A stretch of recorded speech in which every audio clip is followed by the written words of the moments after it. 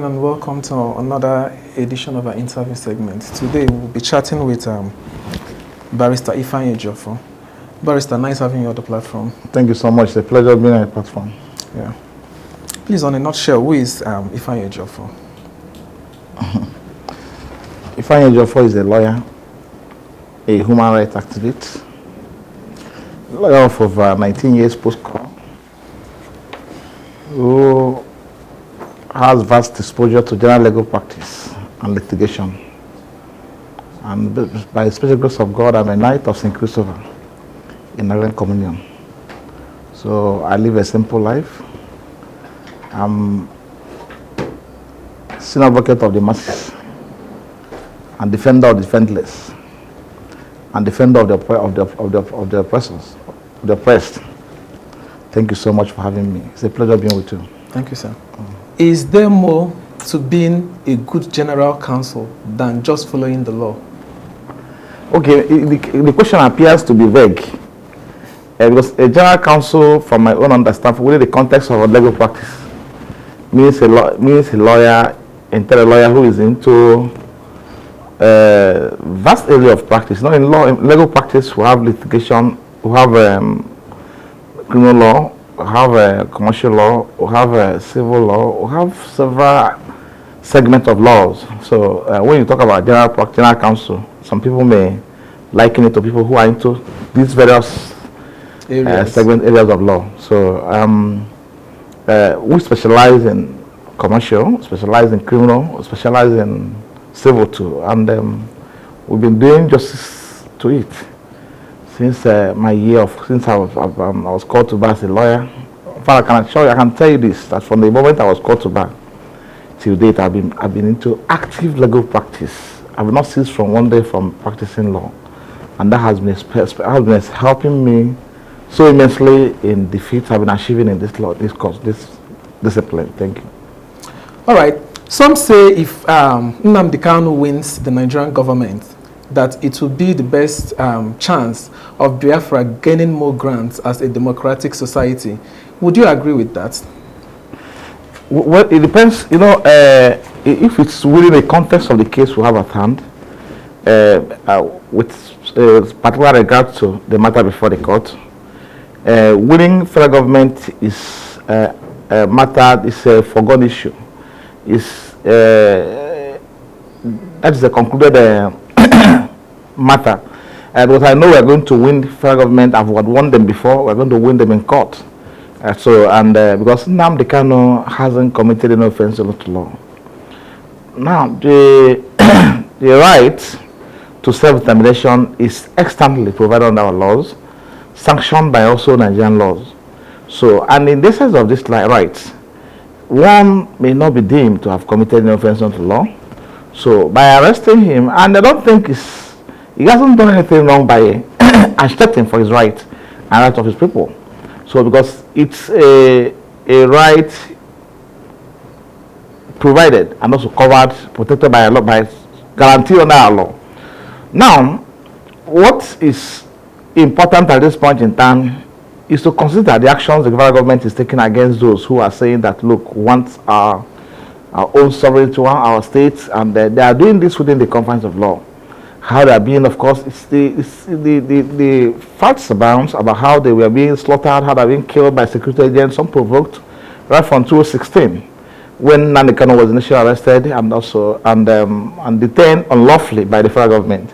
So a lot of IPOB members were murdered in cold blood. It's a matter of common knowledge. But this matter is also before the International Criminal Court as I speak to you. So, so this recent abduction of Nnamdi Kanu in Kenya and the extraordinary rendition to Nigeria, which is now being challenged, you can call appeal as I speak to you. So, in fact, as a matter of fact, judgment has been reserved. It's a matter I know by His grace of God we are going to win, and he will regain his freedom soon. So, the point is that the pertinent question at this point in time is to determine whether this right, exercisable by the members of IPOB, is provided under the law of the country. And the answer to that question is simple: yes. So, and you cannot shut them out. You cannot intimidate them to deny them that right. It can't happen. So, and they have been at all time material aside this right within the confines of law. And so this is extant and is clear. So winning government in court is a matter of it's a concluded issue. I know we're going to win them because I've been into this case since 2015. I've been into IPOB case 2015, and it's on record. I can assure you, it's on record. I've done over 1,000 cases, in fact, affecting IPOB members against the federal government, and in all these cases, I've won all of them, with no exception. So government has not won any of the cases. So, and I'm going to win them again. We're going to win them again. Thank you so much. So what's your relationship with Nnamdi Kanu? Nnamdi Kanu is my client. So, and also leader of IPOB. Of course, you know, I act in dual capacity in managing IPOB cases. I am a lawyer, personal lawyer to Nnamdi Kanu in one breed. In second breed, I'm a lawyer to IPOB as an organization. So that will tell you that is special to me. So thank you. So what is it like to be a lawyer to IPOB? Well, I don't think there's anything difficult about it. What I can assure you, and I've been telling people, is that when you are in this kind of situation, when you find yourself in this kind of case, it's only you, it's up for you to know, determine, identify what you want and how to go about it. Of course, it doesn't go without being threatened. It doesn't go without being, because the matter you're doing against the government of the state. The government has the capacity to kill. They have the capacity to oppress. They have the capacity to shut you out. They have the capacity to eliminate. Now, but that capacity is limited, because once God is in control, they can't excite, it can't happen. I will use myself as an instance, an example. I've been attacked several times. I've had direct share with them. They've attempted eliminating me, not once, not twice, 3 times. But in all of these situations, in all of these instances, God saved me.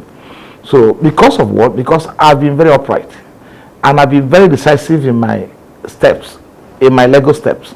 So, and I've not compromised, because that's the most important thing.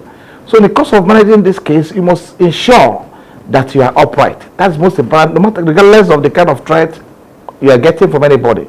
Make sure you're upright and you are honest to what you are doing, and you are playing your role very well. That's the most important thing.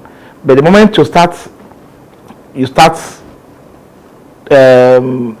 taking certain steps which is prejudicial to the interests of those you are representing, then apparently you can be set up and you will challenge going for that. So there's nothing difficult about it, because God is there with us. In simple language, we return all glory, adoration, and thanks and praise to God Almighty for leading us aright, giving us the strength and sustaining us, and protecting us against the evil ones who has been out there. Evil ones, when I mean evil ones, I mean the security agents, the lawless security agents who have in the country, whom the government usually send after us. I will give you an instance to this effect. June 6, 2021, my house in the village was invaded by Nigerian security agents, made up of the SSS, the police, the military, and other security formations. And my PA was right in my house, murdered in a cold blood. Then dumped inside my car, one of my cars, taken somewhere and burnt alive, burnt. God being so kind, I was in the house. But God said, God protected me all through. As I speak to you today, none of the Nigerian security agents, none of them, military, police, SSS, civil defense, call them, have never accepted or admitted being part of the operation. And when I filed action against them in court, they filed the counter. They filed a response to those to my suit in Federal High Court, denying ever coming to my house. But God being so kind, I captured them in my camera with my camera, CCTV footage. Captured all of them, captured their activities, captured their uniforms, possibly in some cases, captured their identities. So, and this we are played in court. I've shown it. It should be in the public domain now. It's played in court, and eventually I got judgment against them. So, and as I speak to you, 3 of my staff was also abducted during that operation, that bloody onslaught in my home. Then 3 of my staff were abducted by them, and eventually we got an information that we were being detained at the SSS headquarters. I wrote to the SSS demanding for release of them before the document was delivered last 2 months. And they never responded. So this will tell you the kind of sacrifice you pay in the cause of defending your people. If I'm not doing IPOB case, I may not be exposed to that kind of situation. But that will not deter me, because I know I'm doing it. I'm on a part. I'm prosecuting a just cause. So it cannot deter me. And I know and I believe God that my wards, my stewards who were arrested, who were abducted during that operation, must be freed. So this is, I'm just giving you kind of an insight as to part what we are passing through in the course of managing this case. But once God is with you, I can assure you that nothing will happen to you. And God is with us. Thank you. Okay. Being the IPOB lawyer, do you believe in their ideology? I've answered that question before now. When I said about right to self-determination is extant. It's a right guaranteed under our law. And that right is a right even the Yorubas can exercise. It's right even the Hausas can exercise. It's right even the Fulanis within the confines of the generation can exercise. So, and what I'm saying is simple. We're no longer comfortable being in this contraption. We want our own state. So now, if government has taken them serious, they have a way of approaching their demands. Engage them to discuss with them. Let me know, understand, this is my children. I said, you're no longer my father. We have the right to say, I'm no longer your father, to disown you. I have the right to disown my father if he was alive, if he's still alive. My father has the right to disown me as his father. It's a right. But this is a constitutional guaranteed right for someone to exercise. It's a right, it's right sanctioned by our laws. Now, when they are saying that we want our own nation, want to go back to want Biafra, government should have ordinarily listened to their demands and know the possibility of probably meeting those demands. And also dialoguing with them instead of going after them. Because the moment they started this agitation, they started killing them. Of course, what happened in High School on May 2016, it's a matter of common knowledge. Over 28 persons were killed. Nnamdi Kanu's house was invaded on 14th of September 2017. 28 unarmed and innocent citizens were slaughtered by the Nigerian government. These are people who were not armed in any manner. Then it's the history of atrocities and genocidal massacre of innocent members of IPOB by the Nigerian state is there. Is the public domain. So, and that cannot support that ideology at all, because it's ideology which is divine. The state will have many ways of approaching them. Probably look into their demands. And by further detaining Nnamdi Kanu, who has committed no offense unto law, they are fueling, strengthening the agitation to continue, because they cannot stop the agitation. It's an ideology that cannot be killed by anybody. Even the federal government cannot kill it. Thank you. All right, in the past few months, there have been lots of unrest in the southeast, Imo State to be precise, where houses are being burned, and there are a lot of accusation that IPOB are the ones responsible for all this. While in the other end, they are saying they are actually attacked from the unknown gunmen. We want to know what measures have IPOB taken to distinguish themselves. Like, I will tell people that they are not the one responsible for all these dangerous attacks. Thank you so much. You see, this question is a very important question, and I want you to pay attention to my response. Shortly after the abduction and the extradition of Nnamdi, my client Nnamdi Kanu to Nigeria, there are protests and civil unrest in the southeast in reaction to the manner in which he was treated. He was tortured, he was beaten, he was subjected to all forms of inhuman and degrading treatment at the point of arrest, abduction. So before he was forcibly rendered to Nigeria. So I don't want to go into that aspect of the case, but let me just clear you. Now, apparently, a situation such as this, you see people who will take advantage of the porosity of the system to start fomenting trouble and also start committing crimes. Now, in the course of time, it was identified by my client, by AMI IPOB, they were able to identify the fact that there are bad eggs. There are people who are using the advantage, who are taking advantage of Nnamdi Kanu's incarceration to be fomenting trouble, to be committing crime. And these are people who are not ASM members. And they are hiding under the cloak of IPOB. They are hiding under the protection of IPOB. Once you get them, they say, no, the IPOB. And when they commit offense, they will say that they are IPOB members. They are not.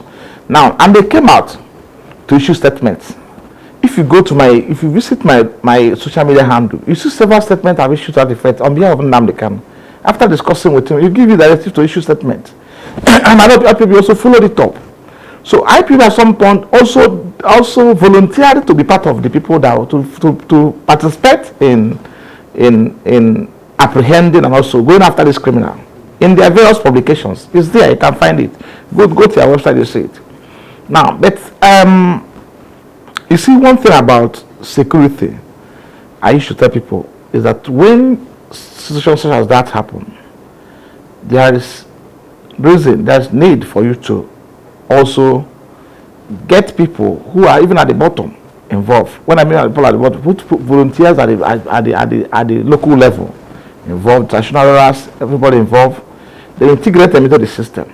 Because you see, it's only about someone who live in a particular setting that can be able to identify someone who is a criminal, or someone who is involved, who is fomenting trouble, or someone who is engaging in criminalities within that locality. But Imo State is an exceptional case, in the sense that the governor of Imo State is also assisting in creating civil unrest and also creating problems in the state. I issued a statement a few days ago about what happened in Imo State. This is a place where you see security men. You see people they call security outfit created by the Imo State government. A bago outfit, security outfit. You see them along with the soldiers and also sometimes SSS and the police. They will be killing people without profiling them. Once they see you on the street, they'll kill. Look at what is happening in Osukitokwa, in Osumogu, in Olo Axis, our Manko. They've killed over 500 persons there. I'm handling the case today. I'm going to court against the Imo State government. And I'm going to international criminal actions against the Imo State government. Now, there are what they call rules of engagement. Rules of engagement entail that if you are going after this your friend who is here seated, who is looking at me, probably identify him as a criminal.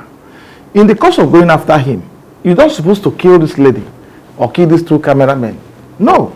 You identify him, apprehend him. You have a certain tools which you deploy in apprehending him. You not in the course of pursuing him start killing everybody around that place. It's a crime against humanity, and that's what's obtainable in Imo State.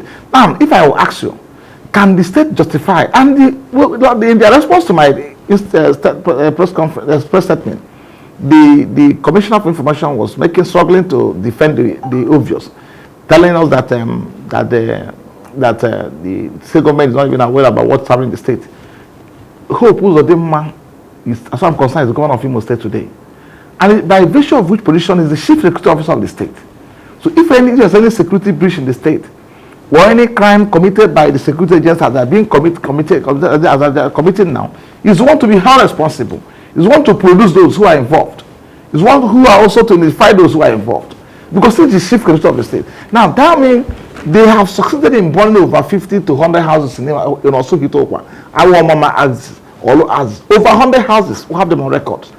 So tell me what those houses are doing with the crime which they are fighting. So the state is not helping the situation at all. The state is actually creating this security in the state. Look at other states. We have Anambra, we have Imo, we have Abia State, we have Ebonyi State. Have you seen that kind of thing? Escalation in the security and crisis. Have you seen it in our state? I'm not trying to exaggerate the fact there are people who are criminals. And I'm not protecting them. I've written about them before. And I'm still saying it today. In Anambra State, security agents were involved. People were involved. There are strategy which was created by the state government to apprehend these people. And it's working out. People who are living, civilians were involved. So before you go to talk to go after Mr. A, you must have profiled him. define your target before going after him. So, but as I speak to you today, yesterday somebody called me at about 2 a.m. I mean, yesterday was Tuesday, right? Yes. Somebody called me about 2 a.m. to alert me about what is happening in our mama. As at 2 a.m. yesterday, they are still burning houses there. So tell me, is there any justification under our law for you to go after innocent people's, civilians' houses and lives and properties? People are being killed in the street. People are being killed in their farms. People are being killed in their houses. Only sons, family breadwinners of the families are being eliminated on a daily basis in Imo State. And the governor thought at the end of the system that you go free. You must have a day with International Criminal Court. And we're making provision for that effect. By the time we finish with him before the International Criminal Court, it will serve as a deterrent to other people who are doing the same part. We are collecting our evidence. We are collecting our facts. And we are going there.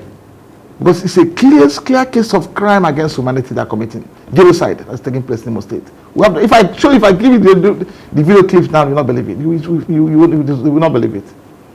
It's heart-rending. Thank you. Thank you, Barrister Ifeanyi. Lastly, do you think the Nigerian judiciary is under any siege? Well, the point is, I don't understand what you mean by siege. The point is that the system is corrupt, profoundly corrupt in all aspects of the governance, including the governance. The judiciary is corrupt. I won't exonerate them. We still have good ones among them, not all of them. The executive, same thing. The legislature, look at what's happening in the National Assembly. So, and the worst part is that the executives, even the fair one, the few of them that are courageous to deliver justice without fear and favor, some are being intimidated and oppressed. Only this one I read over the online, that the presiding judge of Court of Appeal, Kaduna or Kanu, his house was invaded yesterday night by EFCC. Presiding judge of Court of Appeal was invaded by the executives. Obviously, I don't know what they're after. Right? So the point is that I can borrow your language, I wait and say that, and also I agree with you that judicial is under siege.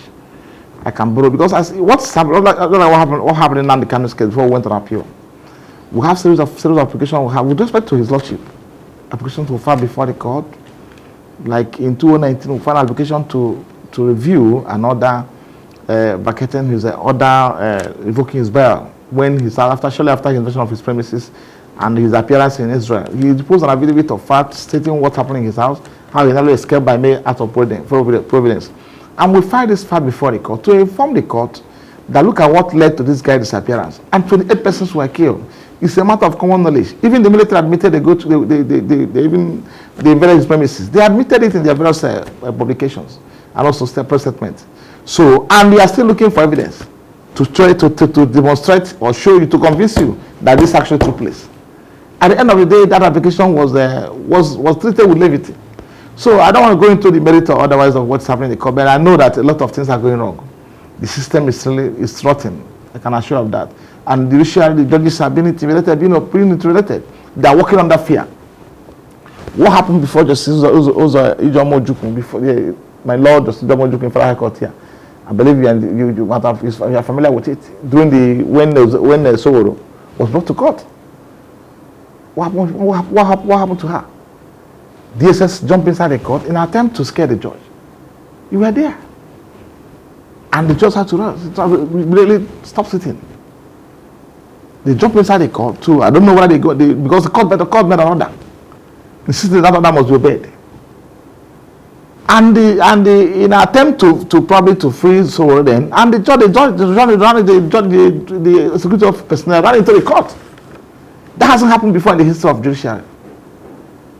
It hasn't happened. We have not seen it in the history of the practice of law, my practice of law. But a lot are going wrong. So the point that judiciary is actually it can be correctly to say to be under siege. All right. Thank you very much, Barrister Ifeanyi, for your time. It's a pleasure.